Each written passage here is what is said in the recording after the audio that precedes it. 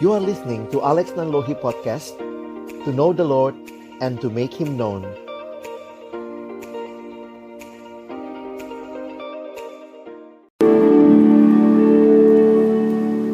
Mari berdoa sebelum membaca merenungkan firman-Nya.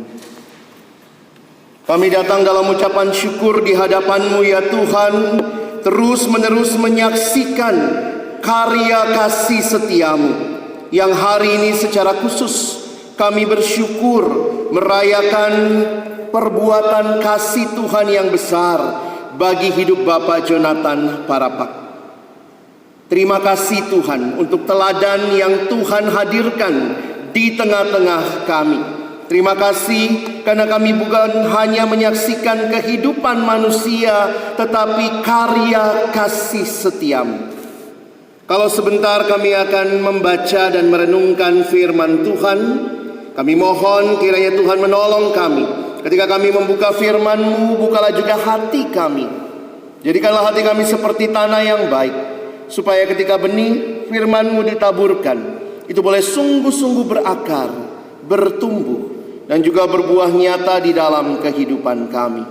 Berkati baik hamba-Mu yang menyampaikan, semua kami yang mendengar. Tuhan tolonglah, agar kami bukan hanya jadi pendengar-pendengar firman yang setia, tapi mampukan dengan kuasa, dengan pertolongan dari Roh-Mu yang kudus, kami dimampukan menjadi pelaku-pelaku firman-Mu di dalam kehidupan kami, di dalam keseharian kami. Bersabdalah ya Tuhan, kami umat-Mu sedia mendengarnya. Amin. Silakan duduk Bapak Ibu Saudara. Bersyukur kepada Tuhan untuk kesempatan yang diberikan kita bersama-sama menaikkan syukur kita, dan juga secara khusus menyampaikan selamat ulang tahun untuk Bapak Jonathan Parapak di tanggal 12 Juli yang lalu. Terima kasih juga buat kesempatan untuk kami semua juga boleh ikut merasakan dan bersama-sama merayakan kasih setia Tuhan yang kami lihat melalui kehidupan Pak Parapak. Saya bersyukur kepada Tuhan untuk kesempatan menyampaikan firman Tuhan, karena Tuhan kasih kesempatan ini lewat Pak Parapak. Saya nggak bisa nolak begitu ya ketika diminta, dan saya bersyukur Tuhan memberikan kesempatan ini. Pagi hari ini saya ingin mengajak kita semua untuk sama-sama akan melihat satu bagian firman Tuhan. Hari ini saya akan mengajak kita melihat kitab Kolose pasal yang pertama. Kita akan melihat ayat yang ketiga sampai dengan ayat yang keenam. Kolose pasal yang pertama, ayat 3 sampai dengan ayat yang keenam. Mari Bapak Ibu sekalian, jika kita punya Alkitab boleh dibuka, jika tidak sudah ada ayatnya saya taruh di depan. Saya akan membaca ayat yang ketiga, mohon Bapak Ibu Saudara membaca ayat yang keempat, kita bergantian sampai ayat yang keenam. Kami selalu mengucap syukur kepada Allah Bapa Tuhan kita Yesus Kristus setiap kali kami berdoa untuk kamu.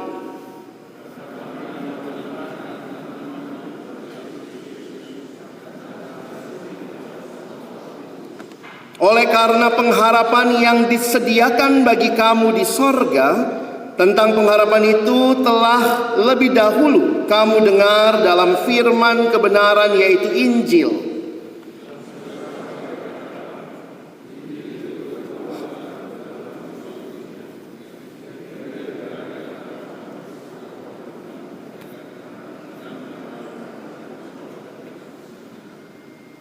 Sedemikian jauh pembacaan firman Tuhan. Berbahagialah kita yang bukan hanya membacanya, tapi juga merenungkannya, melakukannya, dan bahkan membagikannya. Bapak Ibu Saudara yang dikasihi Tuhan, apa ciri hidup orang percaya? Apakah dicirikan dari ritual, aktivitas-aktivitas yang dilakukan dalam ibadah? Tentu hal itu juga bisa menjadi salah satu ciri yang menonjol tentunya dari hidup orang beriman. Tetapi dalam satu kutipan yang saya senang mengatakan kalimat berikut ini, bahwa Bisa tolong next? Oke. Christianity isn't just a religion. It's a relationship with God through Jesus Christ. Kekristenan bukan sekadar beragama, tetapi di dalamnya adalah relasi yang hidup dengan Allah melalui Kristus Yesus. Dan ini adalah relasi yang hidup yang kita mau perhatikan sama-sama dari apa yang Paulus sampaikan kepada jemaat di Kolose.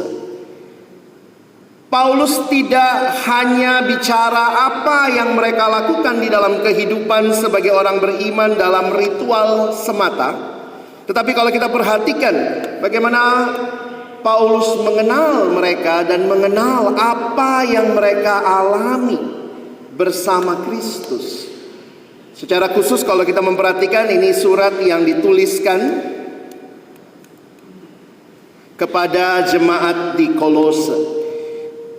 Kemungkinan besar Paulus belum pernah sampai ke Kolose, Bapak Ibu. Karena itu ada Epafras yang nampaknya membawa Injil ke Kolose. Kalau lihat secara petanya, Kolose ada di sini ya. Bagaimana Injil sampai di sana? Kitab Kisah Rasul pasal yang ke-19 menyatakan bahwa Paulus tinggal di Efesus selama kurang lebih 2 atau 3 tahun. Dan karena itulah seluruh Asia dikatakan mendengar firman Tuhan. Jadi kemungkinan besar bahwa Epafras berjumpa Paulus, mendengar Injil di Efesus, dia bawa pulang ke Kolose. Dan Paulus belum pernah ke Kolose, tetapi jemaat Kolose berhutang kepada Paulus untuk Injil yang mereka dengar lewat Epafras. Dan kemudian kalau kita lihat konteks dari surat ini, sekitar tahun 52 Masehi, Paulus dikatakan berkhotbah tiap hari di Efesus, dan dari sana Injil menyebar ke seluruh wilayah termasuk Kolose. Dan kalau Bapak Ibu perhatikan, 8 tahun kemudian Paulus dijadikan tahanan rumah di Roma. Nampaknya Epafras datang mengunjungi Paulus, membawa kabar mengenai jemaat Kolose dari tempat penahanannya. Paulus kemudian menulis surat kepada jemaat Kolose, yang sekali lagi ia mungkin belum pernah mengunjungi mereka, tetapi ia bisa merasakan adanya ikatan yang kuat dengan mereka. Bapak Ibu Saudara, tidak semua dari kita pasti pernah dilayani langsung oleh Pak Jonathan Parapak. Khususnya yang muda-muda, yang usianya lebih muda, mungkin tidak mengalami langsung seperti ketika mungkin Bapak masih lebih muda dan kemudian melayani banyak orang. Tetapi banyak yang berkata, kalau saya lihat kami membuat ucapan ulang tahun secara virtual, ada di website, dan itu banyak yang bilang terima kasih Pak secara khusus, karena itu website di Perkantas. Jadi ada yang berkata terima kasih Pak telah merintis pelayanan Perkantas. Dari situlah saya kenal Tuhan, dari situlah saya boleh hidup bagi Tuhan. Dan mirip seperti yang kita lihat dalam pengalaman jemaat Kolose, tidak langsung ketemu Paulus, tetapi mereka berhutang Injil kepada Paulus. Karena itulah kalau kita lihat surat ini, perhatikan apa yang menjadi ucapan syukur Paulus dan bagaimana Paulus meresponi apa yang dia dengar dari kondisi jemaat Kolose. Kalau Bapak Ibu perhatikan di ayat yang ketiga, Paulus berkata, kami selalu mengucap syukur kepada Allah. Ternyata Paulus sadar ini bukan sekadar pekerjaan dia, tetapi pekerjaan Allah. Bapa Tuhan kita Yesus Kristus, setiap kali kami berdoa untuk kamu. Dan perhatikan ayat yang keempat dan ayat yang kelima mencatat apa yang menjadi ciri utama hidup orang beriman. Karena kami telah mendengar tentang imanmu dalam Kristus Yesus dan tentang kasih-Mu terhadap semua orang kudus, oleh karena pengharapan yang disediakan bagi kamu di sorga. Tentang pengharapan itu telah lebih dahulu kamu dengar dalam firman kebenaran, yaitu Injil. Bapak Ibu Saudara, 3 hal ini menjadi hal yang menarik di dalam Paulus sampaikan kepada jemaat. Apa yang dia syukuri kepada Allah, bukan sekadar prestasi-prestasi yang dicapai melalui kehidupan, baik secara akademik, secara profesional, tentunya itu juga baik. Kalau kita lihat kitab Filemon, ada beberapa nama yang disebut. Nama-nama itu juga berkaitan dengan, karena mereka tinggal di Kolose. Tetapi 3 hal ini, yaitu iman, pengharapan, dan kasih. Saudara yang dikasihi Tuhan, apa ciri kehidupan beriman yang utama?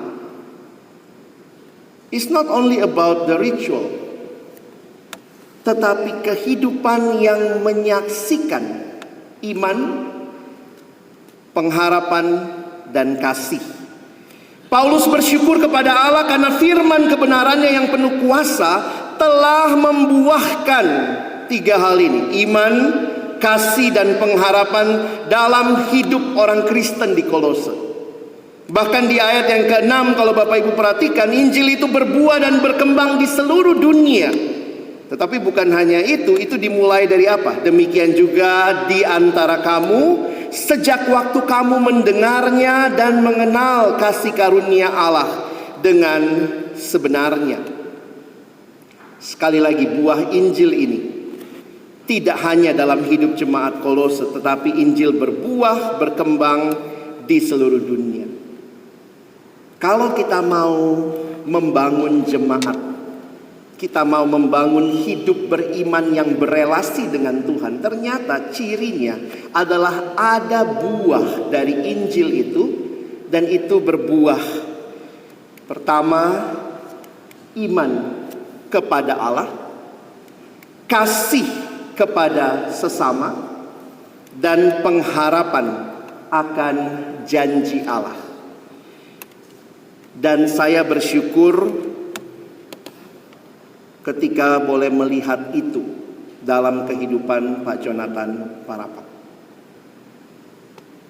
Apa yang Bapak Ibu Saudara dan saya mungkin perhatikan, lihat, kagumi, syukuri adalah imannya kepada Allah, kasihnya kepada sesama, dan pengharapannya akan janji Allah.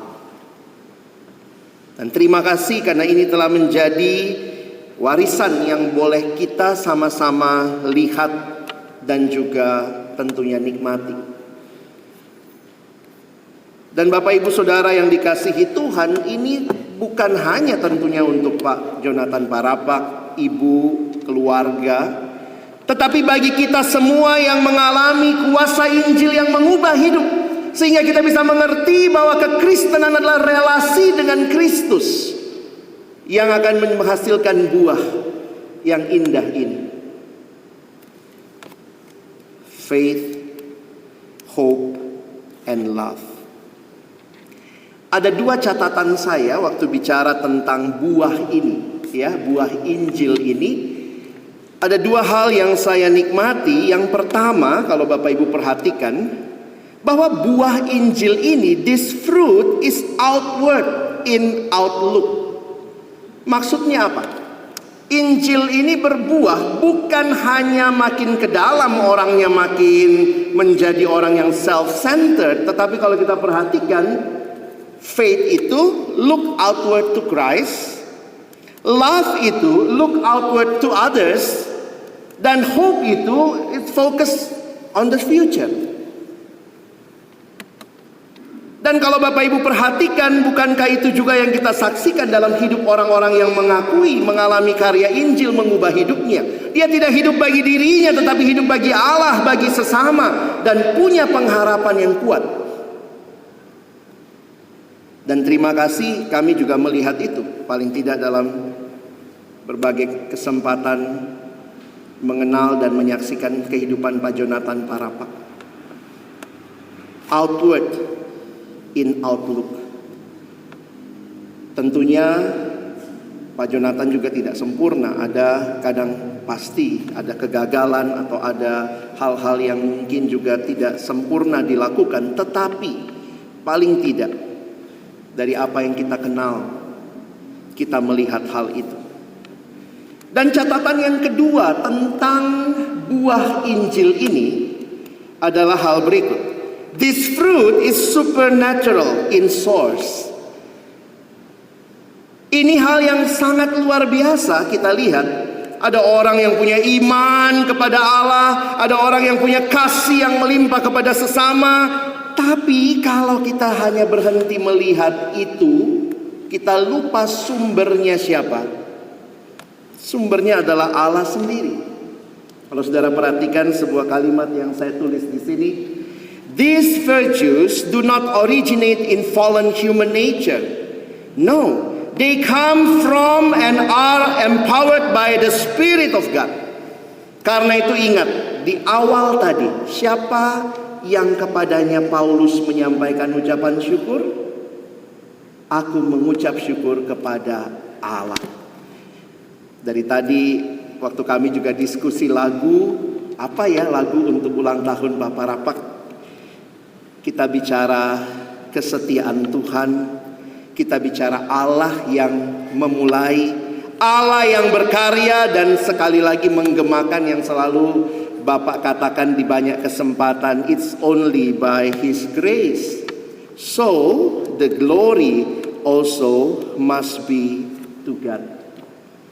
Bukan kepada Pak Jonathan, ibu, keluarga, kita semua, tetapi kiranya ketika makin nyata buah Injil itu dalam hidup yang makin beriman, hidup yang makin mengasihi sesama, hidup yang makin berpengharapan, all the glory must be to God.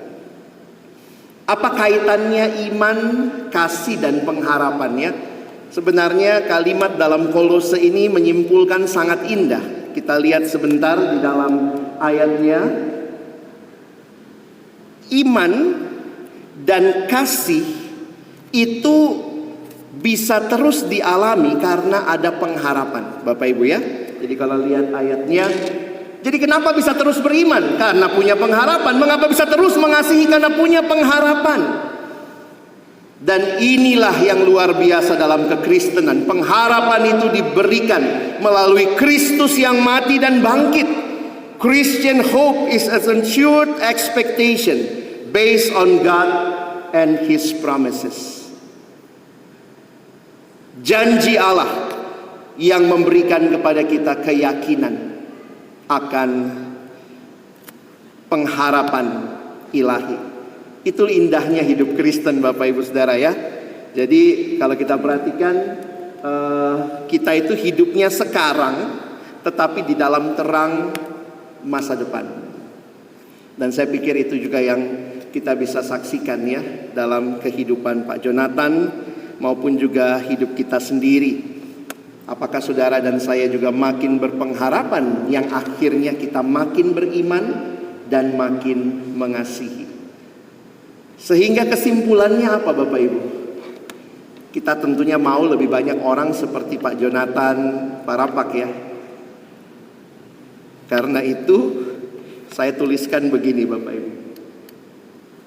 Jadi pada dasarnya iman, kasih, dan pengharapan bertumbuh dalam hati orang-orang melalui firman kebenaran dari Allah. Oleh karena itu, seperti Paulus, seperti Epafras, saudara mau lebih banyak orang seperti Pak Jonathan Parapak?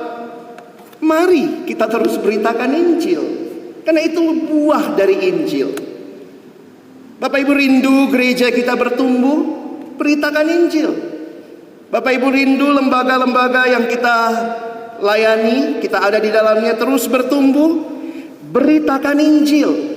Pastikan setiap generasi mendengar berita Injil, karena Injil itulah yang akan berbuah di dalam anugerah Allah. Sehingga saudara yang dikasihi Tuhan, saya kutip kalimat Pendeta John Piper, dia mengatakan, "It is the biblical duty of every generation of Christians to see to it that the next generation hears about the mighty acts of God." Dan terima kasih Bapak Rapak banyak kasih kesempatan buat kami yang muda. Banyak memberikan kesempatan kita boleh melihat pelayanan diteruskan dari generasi ke generasi. Warisan terbaik bagi generasi muda adalah teladan yang baik dari generasi yang lebih tua. Bapak Ibu perhatikan kalimat berikut, saya dapat kutipan ini dalam persiapan beberapa waktu yang lalu. Anda tidak dapat melihat iman, betul ya? Tetapi Anda dapat melihat jejak kaki orang-orang beriman. Karena itu kita harus meninggalkan jejak kaki orang beriman untuk diikuti orang lain. Tadi kita bicara imannya, kasihnya, bentuknya apa? Melalui keputusan-keputusan yang diambil dalam hidup, Bapak Rapak telah meninggalkan jejak-jejak iman. Dalam bahasa Inggris aslinya, you cannot see faith, but you can see the footprints of the faithful. We must leave behind a faithful footprints for others to follow. Karena itu kiranya untuk Pak Parapak, buat kita semua dalam waktu kesempatan hidup yang masih Tuhan berikan, mari kita terus punya komitmen bertumbuh di dalam Tuhan. Bahkan di dalam Alkitab ada janji seperti ini Bapak Ibu ya. Mereka yang ditanam di bait Tuhan akan bertunas di pelataran Allah kita. Pada masa tuanya pun mereka masih berbuah, menjadi gemuk dan segar. Gemuknya sih nggak usah Pak ya, segernya ya. Gemuk tentu ini dalam konteks Israel, yaitu tanda sukses. Untuk memberitakan bahwa Tuhan itu benar, bahwa Ia gunung batuku dan tidak ada kecurangan padanya. Tidak heran Paulus menutup bagian ucapan syukurnya dengan doa. Mari ini juga jadi doa kita, pertama buat Pak Parapak, tapi juga buat diri kita Bapak Ibu ya. Mari kita ikuti doanya Paulus bagi jemaat Kolose. Sebab itu sejak waktu kami mendengarnya, kami tiada berhenti-henti berdoa untuk kamu. Ini jemaat yang sudah kelihatan imannya, kasihnya, pengharapannya. Apa doa Paulus? Ayat yang berikutnya, kami meminta supaya kamu menerima segala hikmat dan pengertian yang benar untuk mengetahui kehendak Tuhan dengan sempurna. Tuhan mau apa dalam kehidupan kita? Bahkan selanjutnya, sehingga hidupmu layak di hadapannya serta berkenan kepadanya dalam segala hal, dan kamu memberi buah dalam segala pekerjaan yang baik dan bertumbuh dalam pengetahuan yang benar tentang Allah. Di dalam terjemahan yang lain, firman Allah yang hidup, kira-kira kalimatnya begini ya. Dan supaya cara hidup saudara selalu menyukakan hati Tuhan serta memuliakan Dia. Jadi itu vertikal kepada Allah, tetapi juga horizontal. Kalau vertikalnya beres, sehingga saudara selalu berlaku baik dan ramah kepada orang lain, sementara saudara terus belajar mengenal Allah lebih baik lagi. Sebenarnya doanya sederhana. Tuhan, kiranya aku makin mengasihimu dan aku makin mengasihi sesama, makin berakar dalam iman kepadamu dan makin berbuah bagi sesama. Dan ayat yang ke-11, dikuatkan dengan segala kekuatan oleh kuasa kemuliaannya untuk menanggung segala sesuatu dengan tekun dan sabar. Berarti ada pergumulan Bapak Ibu ya. Jangan pikir hidup aman nyaman saja, tapi dalam pergumulan itu dikuatkan. Ayat 12, dan mengucap syukur dengan sukacita kepada Bapa yang melayakkan kamu untuk mendapat bagian dalam apa yang ditentukan untuk orang-orang kudus dalam kerajaan terang. Itu pengharapan. Yang disyukuri iman, kasih, pengharapan. Yang didoakan terus beriman, terus mengasihi, terus berpengharapan. Itu semua buah dari apa? Buah dari Injil yang bertumbuh dan berkembang. Bapak Ibu, hidup kita indah. Sebenarnya keindahan hidup itu bukan karena kita menemukan atau memperoleh apa yang kita inginkan semata-mata, mencapai hal-hal yang dianggap dunia berharga. Tapi balik lagi ke kalimat awal tadi, keindahannya terletak dalam relasi kita dengan Tuhan. Hidup adalah sebuah perjalanan. Life is a journey, and it is a journey with Jesus. Indahnya hidup tidak hanya diukur dari apa yang kita capai, tapi bersama siapa kita mencapainya. Dan puji Tuhan, siapakah Allah kita? Perhatikan tadi di pasal 1 ayat 3. Dia adalah Bapa kita. Dia yang memiliki hidup kita. Dialah yang seharusnya menjadi kebahagiaan kita yang utama ketika kita berjalan dalam hidup yang singkat ini. Saya akan tutup dengan satu ilustrasi yang pernah saya baca tentang Allah sebagai Bapa kita. Saudara, di Inggris biasanya raja-raja suka berkunjung ke daerah-daerah, dan kalau mereka berkunjung ke daerah-daerah itu biasanya diliburkan ya. Kenapa diliburkan? Karena semua harus berdiri di pinggir jalan menyambut raja yang lewat. Jadi kalau raja lewat, semua sekolah diliburkan. Saya ingat zaman dulu saya di Makassar, itu kalau presiden zaman itu lewat, karena sekolah saya di jalan utama Gunung Bawah Karaeng, jadi itu kita mesti tunggu ya. Kalau presidennya lewat jam 10, kami jam 9 sudah dengan bendera merah putih begitu ya. Wah, itu nanti presidennya cuma lewat sebentar banget, set lewat gitu ya, udah lewat saudara ya. Nah, ini di Inggris nggak begitu, rajanya naik kereta ditarik sama kuda. Satu waktu raja datang ke daerah itu, dan kemudian semua anak sekolah keluar dulu semua, berdiri di pinggir jalan sambut raja yang mau lewat saudara. Maka semua sudah kumpul menyambut raja yang mau lewat. Pas ada satu SD yang dilewati, anak-anaknya disuruh keluar semua. Ketika dari jauh mereka lihat kereta kuda, wah mereka sudah bersorak anak-anak, wah raja mau lewat ya.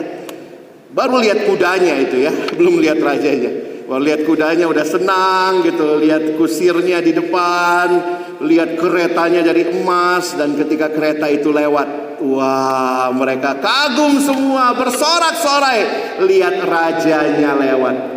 Raja dari dalam kereta kuda, ya raja kan harus jaga image ya Bapak Ibu ya, nggak terlalu heboh ya. Raja dari dalam kereta melambaikan tangan. Nggak sampai 5 menit udah lewat rajanya ya. Lalu kemudian gurunya bilang, anak-anak kita balik masuk ke sekolah. Ayo kembali ke sekolah. Kita kembali belajar. Raja sudah lewat. Di perjalanan pulang ke sekolah, semua anak-anak ceria sekali cerita. Mereka tertawa. Wah, tadi saya lihat kereta raja. Tadi saya lihat kudanya lucu sekali. Wah, luar biasa. Semua ceria. Tapi ada satu anak remaja perempuan menangis terseduh-seduh. Menangis terseduh-seduh. Dalam perjalanan itu terus gurunya kaget. Kenapa kamu nangis, nak? Lihat semua temanmu bersuka cita, semua temanmu senang. Kenapa kamu menangis? Dia terus menangis. Apa kamu tadi nggak lihat raja? Oh, kamu tadi ke toilet mungkin? Sampai waktu raja lewat kamu nggak lihat? Tidak. Loh, kenapa kamu nangis? Lihat temanmu semua senang.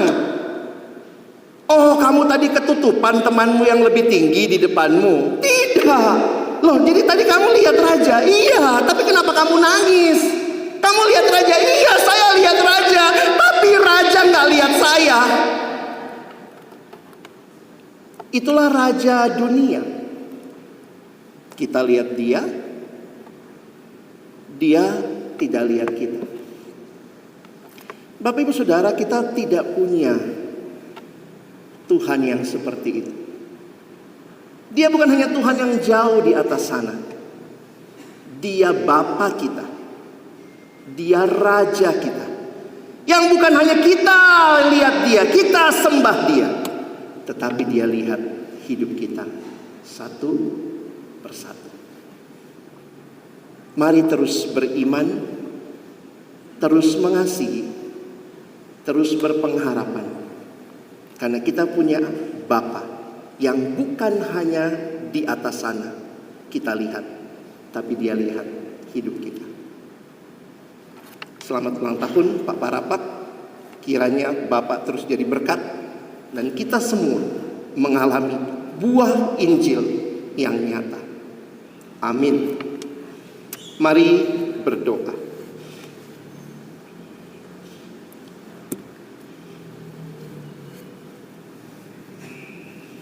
Bapa di dalam surga, terima kasih buat firman-Mu. Terima kasih kalau hidup kami yang cuma satu kali ini adalah hidup yang mengenal Tuhan, kuasa Injil-Mu yang mengubah hidup. Terima kasih kalau hari ini kami sama-sama mensyukuri kebaikan Tuhan, kasih setia Tuhan yang kami lihat dalam hidup Bapak Jonathan Parapak, tetapi yang juga kami percaya, kami alami karena kuasa Allah yang telah mengubah hidup kami, memberikan anak-Mu Yesus Kristus mati dan bangkit bagi kami. Terima kasih kami punya Bapa yang selalu ada bagi kami. Dan karena itulah kami rindu, baik dalam hidup Bapak Jonathan Parapak, dalam usia yang masih Tuhan berikan, terus berkarya berbuah lebat, makin mengasihi Allah, makin mengasihi jadi berkat bagi sesama, makin berpengharapan kepada janji-janji Allah. Tapi kiranya itu juga menjadi hidup setiap kami yang boleh menyaksikan kasih setia Tuhan bagi hidup Pak Parapak, supaya kami semua betul-betul boleh menjadi saksi-saksi Injil di tengah-tengah dunia ini. Terima kasih buat firman-Mu, tolong kami bukan cuma jadi pendengar tapi jadi pelaku firman. Dalam nama Yesus kami bersyukur. Amin.